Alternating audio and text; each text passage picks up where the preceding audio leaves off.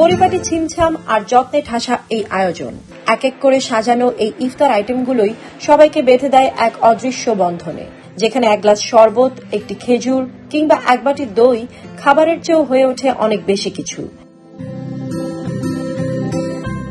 সারাদিন রোজা রেখে ইফতারের পবিত্র আবহে এভাবেই সমবেত হয় শৃঙ্খলার জীবনে সবাই মিলে একসাথে ইফতার গ্রহণের এই দৃশ্য চোখ জুড়ায়, মন ভরায়।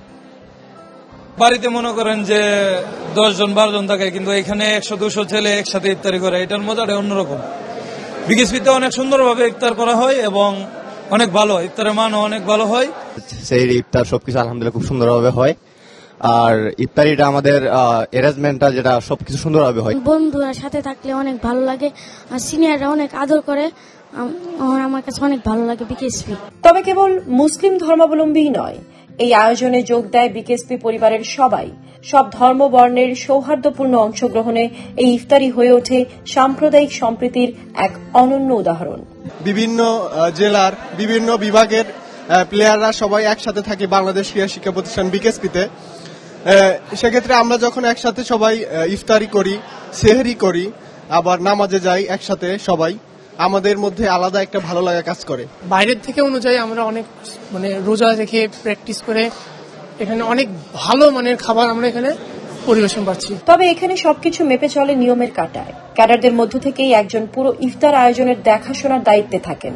তিনি শৃঙ্খলা আর খুঁটিনাটি সব বিষয়ে নজর রাখেন, যে সবকিছু ডিসিপ্লিন ওয়াইজ এবং সবকিছু সুন্দরভাবে ভালো মতো হচ্ছে কিনা এটা দেখাশোনার দায়িত্ব আমাদের উপর। বিকেএসপির মহাপরিচালকও সরেজমিনে হাজির হয়ে খুঁটিয়ে দেখেন সবকিছু।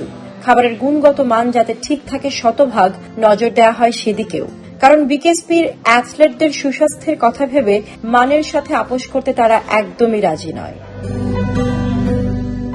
যে রসুই ঘরের টকবগে গরম তেলে ভাজা হচ্ছে বেগুনির ইফতারের মতো উপকরণ, সেখানেও স্বাস্থ্যগত বিষয় মেইনটেইন করা হয় পুরো দস্তুর। সারাদিন রোজা রাখা অ্যাথলেটরা যাতে পরিপূর্ণ পুষ্টি পান সেদিকেও থাকে বিশেষ নজর। রোজার দিনও ওদের রোজার যে আমাদের খাবার দেওয়া হয়, বিভিন্ন ধরনের পুষ্টিকর খাবার ওদেরকে ইফতারিতে এবং সেহরিতে এবং ডিনারে খাওয়ানো হয়। রোজার সময়ও আমরা নিউট্রিশনের বিষয়টা মেনটেন করি।